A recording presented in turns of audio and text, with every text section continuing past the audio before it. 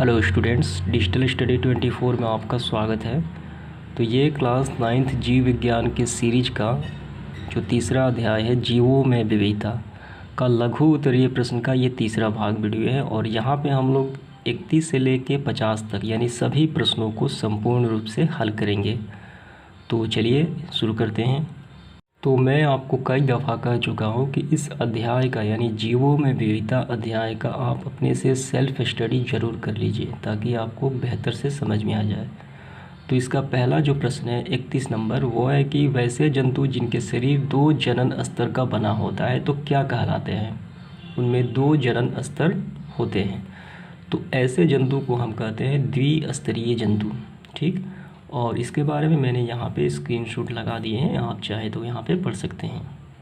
तो इसके पश्चात हम इसके अगले प्रश्न की ओर बढ़ते हैं। प्रश्न संख्या 32, वैसे जंतु जिनके शरीर को एक काट के द्वारा 2 हूबहू समान भागों में बांटा जा सकता है तो क्या कहलाता है। तो वैसा जीव जिनको एक काट द्वारा 2 भागों में यानी एक तरफ इस तरफ और एक तरफ उस तरफ बांटा जा सकता है तो उसे क्या कहा जाता है। तो उसे कहा जाता है द्विपार्श्व सममित। ठीक, द्विपार्श्व सममित जंतु कहलाते हैं। तो ये हो गया मेढक। तो आप यहाँ पे देख सकते हो, यहाँ पे दिया गया है। तो ये हो गया प्रथम भाग और ये हो गया दूसरा भाग। तो इसमें मेढक आते हैं और मछलियाँ आती हैं और एक से ज़्यादा भागों में आता है हाइड्रा। तो यहाँ पे बताया गया है। ठीक, तो इसके बारे में आप चाहे तो यहाँ पे पढ़ सकते हैं, दे दिया गया है। तो चलिए इसके बाद देखते हैं अगला प्रश्न।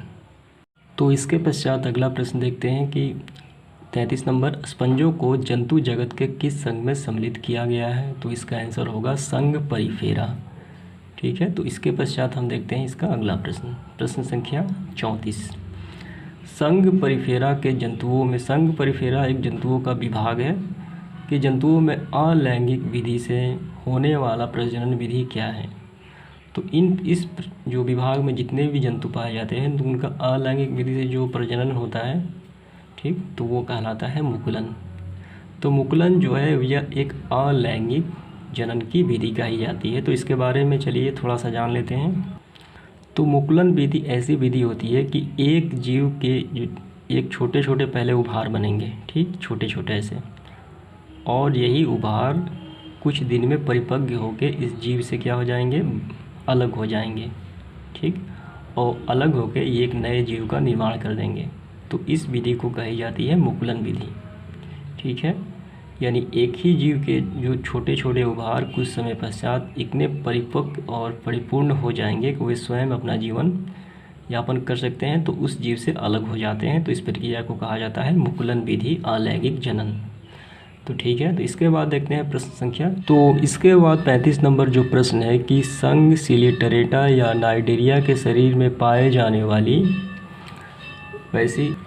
वैसी कोशिकाएं जो शरीर की रक्षा तथा शिकार को पकड़ने में सहायक होती है क्या कहलाती है। तो ये जो विभाग है संघ सिलिटरेटा और नाइडेरिया, तो इन विभाग में जो जीव पाए जाते हैं उनमें एक विशेष प्रकार की कोशिका पाई जाती है जो जीवों के शिकार में उनकी मदद करती है। तो उस कोशिका के नाम हमें बताना है। तो इस कोशिका के नाम का कहे जाएंगे इस प्रकार हैं। तो ये 2 कोशिकाएं हैं, पहला हो गया इंटरस्ट्रियल सेल और दूसरा हो गया नाइडोप्लास्ट सेल। तो इनके बारे में आपको थोड़े से अध्ययन कर लेना चाहिए। तो यहाँ पर मैंने स्क्रीनशॉट डाल दिए हैं, तो आप पढ़ लीजिए। इसके बाद देखते हैं प्रश्न संख्या 36। तो 36 नंबर प्रश्न में कि वैसी कोशिकाएं जो संघ सिलिटरेटा के जंतुओं के अतिरिक्त जंतु जगत में अन्यत्र यानी किसी भी जगह नहीं पाई जाती तो क्या कहलाती है। तो वो कौन सी कोशिका है जो संघ सिलिटरेटा में ही पाई जाती है। तो वो कोशिका है दंत कोशिकाएँ। ठीक, और इसे कहा जाता है, दंश कोशिकाओं को कहा जाता है अन्य नाम से नाइडोब्लास्ट। ठीक, तो यहाँ पे जो आप देख रहे हो यहाँ पे नाइडोब्लास्ट, तो इसका अन्य नाम भी है दंत कोशिकाएं, नाइडोब्लास्ट। तो यही इसका आंसर हो जाएगा। तो इसके पश्चात देखते हैं 37 नंबर, वैसे जंतु जिनके शरीर में देह गुहा नहीं होती क्या कहलाते हैं। तो इसे कहा जाता है प्लेटीहेल्मिंथ। ठीक, तो इसके बारे में आप थोड़े से यहाँ पे पढ़ लीजिए स्क्रीनशॉट के माध्यम से। तो इसके बाद देखते हैं प्रश्न संख्या 38।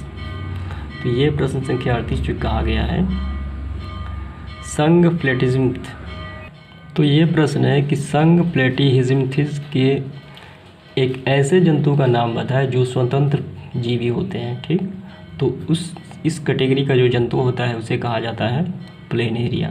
तो आप यहाँ पे पढ़ सकते हो। इसके बाद देखते हैं प्रश्न संख्या 39। 39 नंबर प्रश्न है कि कुटसिलोम की उपस्थिति किस संघ के जंतुओं के लक्षण हैं। यानी ये जो है कौन से विभाग में पाए जाते हैं, तो ये पाए जाते हैं एस्केलिज्मिथ। ठीक, एस्केलिज्मिथ जंतुओं के विभाग में ये पाया जाता है कुटलिसोम। ठीक, तो इसके बाद देखते हैं प्रश्न संख्या 40। तो 40 नंबर प्रश्न है कि संघ एनिलिडा के जंतुओं में प्रचलन के लिए पाई जाने वाली कांटे नुमा रचनाएं क्या कहलाती है, तो ये कहलाती है सुक। ठीक, ये सुक कहलाती है जो शरीर का अनेक खंड होता है। तो ये शरीर के अनेक खंड होते हैं और इसे कहा जाता है सुक। इसके बाद देखते हैं प्रश्न संख्या 41। यहाँ पे है कि जंतु जगत का सबसे बड़ा संघ कौन सा है, तो ये तो काफ़ी सिंपल है। तो इसका आंसर हो जाएगा आर्थ्रोपोडा। ठीक, आर्थ्रोपोडा जो है काफ़ी बड़ा संघ कहलाता है जंतु जगत का। इसमें सब बड़े बड़े जीव आ जाते हैं और जंतु। तो इसके बाद देखते हैं 42। उत्सर्जी अंग मेलिफिसियन नलिकाओं की उपस्थिति किस संघ के जंतुओं के लक्षण हैं। ठीक, तो मेलिफिसियन जो उत्सर्जी अंग पाए जाते हैं वो पाए जाते हैं आर्थ्रोपोडा संघ के। ठीक, इसी संघ के पाए जाते हैं। यहाँ पे आप देख सकते हो। इसके बाद देखते हैं प्रश्न संख्या 43। जो घोंघा होता है, तो घोंघा का शरीर किस कोमल झिल्ली से घिरा होता है, वह क्या कहलाता है, तो इसका आंसर हो जाएगा प्रावार या मेंटल कहते हैं। तो इसके पश्चात प्रश्न संख्या 44 है कि संघ इकाइनोमेट्रा के जंतुओं के शरीर में स्थित वह तंत्र जो प्रचलन, ठीक, प्रचलन एवं श्वसन में सहायक होते हैं क्या कहलाते हैं। तो इस संघ के जो प्रचलन और श्वसन में सहायक अंग होते हैं, जो तंत्र होता है, उसे कहा जाता है जल परिवहन तंत्र। ठीक, जल परिवहन तंत्र। 45। ठीक, तो इसका आंसर होगा, आप सबसे पहले प्रश्न पढ़ लेते हैं। उपसंघ वर्टिब्रेटा के दूसरा क्या नाम है, तो इसका नाम है क्रेनिएटा। ठीक, क्रेनिएटा। इसके बाद प्रश्न संख्या 46। तो ये काफ़ी आसान सा प्रश्न है। मछलियों के श्वसन अंग कौन कहे जाते हैं, तो क्या कहा जाता है, उसे कहा जाता है गिल्स। ठीक, अब इसके बाद है प्रश्न संख्या 47। वैसे वर्टिब्रेटा जो जल एवं स्थल, जल में भी और ज़मीन पे भी दोनों में पाए जाते हैं, ठीक, तो क्या कहलाते हैं, उसे कहा जाता है जल स्थलचर। जल स्थलचर या उभयचर कहा जाता है, यानी कहलाते हैं। इसके बाद है प्रश्न संख्या 48। वर्ग रेप्टिलिया के जंतुओं में निषेचन किस प्रकार का होता है, तो ये होता है अंतः निषेचन। ठीक, इंटरनल फर्टिलाइजेशन होता है। इसके बाद देखते हैं प्रश्न संख्या 49।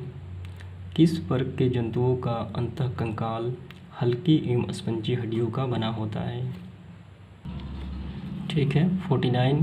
तो ये प्रश्न का आंसर मैं सिर्फ आपके लिए एक छोड़ रहा हूँ। ठीक, तो ये आपको कर लेना है होमवर्क। इसके बाद देखते हैं प्रश्न संख्या 50 जो लास्ट है।